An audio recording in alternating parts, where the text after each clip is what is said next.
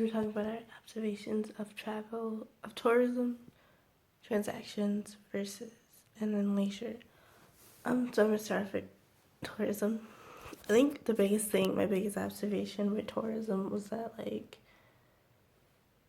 how much it reminded me of like being in school, like in like elementary school at that. Like one example was like the lady tour guide was like holding up the sign, the name, and then like everyone who like when they got off the boat who's part of that tour group, they kind of just like all like line, like they were scattered and they all like kind of came together as like lining up. And that reminded me a lot of like elementary school, kindergarten, lining up before you like go on field trips or just going to different like to gym or something, you know, lunch. And it was kind of like let's all line up. Like every time, yes, every time there's a break, some people would break off, but then it's like okay, everyone gather back around, you know, so we can move on to the next thing together, you know. So that reminded me of school a lot. I think with tourism, tourism. I think there's a lot of like there's a disconnection between the people who are like there and what they're seeing. I just think because there's not like it's on a time schedule, so there's no like room for personalizations. Like you don't really get to have that moment with the item. Like it's kind of a snap and go thing. And I think that's just because of the way it's branded, way things happen. It's just like it's all on a schedule, it's all on a time, so you have to like you can't be late. There's actually I caught a video of a lady running, I guess, to catch the boat because it was coming or whatever. Maybe she was just ready to leave. But that like I think that takes away the beauty of where people are because they don't really get to sit and like appreciate and have that moment and appreciate for what it really is. It's just like, oh, here's a couple facts about it, take a quick picture and then go on. And I think it's unfortunate because then you miss out on like a lot of the beauty of a lot of the places that you go to. And I think that's why when we had Demetrios, it was really awesome because he even talked about that. He was like, you know, a lot of tour guides are just gonna spit facts at you. They're not gonna really show you like really let you feel and understand like how important this item, this monument or whatever you're looking at was to the people of the civilization of the time, you know. So I didn't get a lot of videos like of transaction, but I definitely because I made transactions while we were on Mykonos and on Delos, and I think one thing I've noticed in general about like Greek versus like U.S. like cash registers or like checking people out, it's a lot like it's longer in Greek. Like they take their time.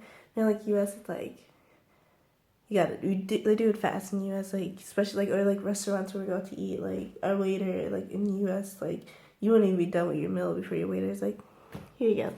He gives you your receipt and it's like, oh, don't worry about it. Just know that it's there and you better pay.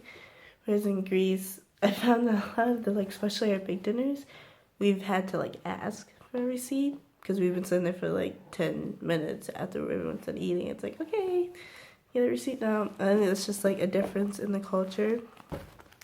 But as far as the transactions and shops and stuff, I think it's similar because I've been to some shops where it's they don't mind walking away. They could be right, gonna check you out, and someone asks them a question and they're like, okay, and they go answer that question. They don't.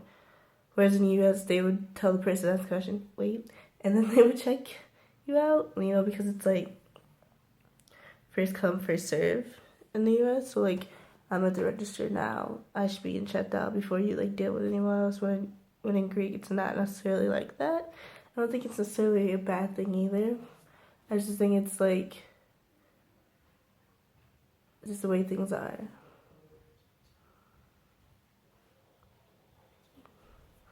I think it's kind of cool though. Well, not cool, but it's a difference that I've noticed. So, when it came to observing leisure time, it's Red Island, definitely the beach. A lot of people at the beach, little kids at the beach playing around, the parents watching them. I think people sitting around at the shoreside cafes and tavernas, they're just chilling, more relaxed. They still have their sunglasses on, so it's hard to read their expressions, but they definitely seem more laid back. So the difference that I observed between the two islands, Mykonos and Delos, they're almost in a way complete opposites. Mykonos is Party Island, Buy Island. It's like a shopping mall. Almost in Mykonos, like almost everywhere you go, there's like something to buy, sell, sell, sell.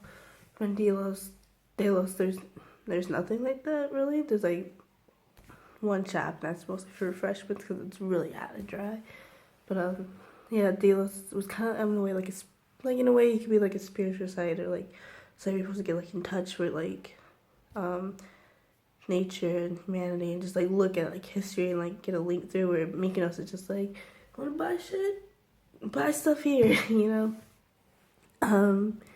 And I think also just like the way Mykonos is painted definitely is what like when you're younger, what you're like what Mykonos like what Greece is sold to you as. Like when I thought of Greece before I got here it was like Mykonos, like the island, white buildings. It's very white and like the hills and all that stuff, which I think I've seen islands that are similar, but I think Mykonos definitely is like the image that's painted to you, that's given to you when you're younger, when you think about Greece. And Delos is such an opposite of that, and like to hear that Delos is more of like the essence of ancient Greek civilization than Mykonos, where Mykonos is kind of like like a cheap souvenir island now. It's kind of it's like eye opening, it's eye awakening, so you really realize like the image that like people are fed about Greece is literally just so people can come and buy stuff, you know, and not to really get down into like the true culture and history of Greece.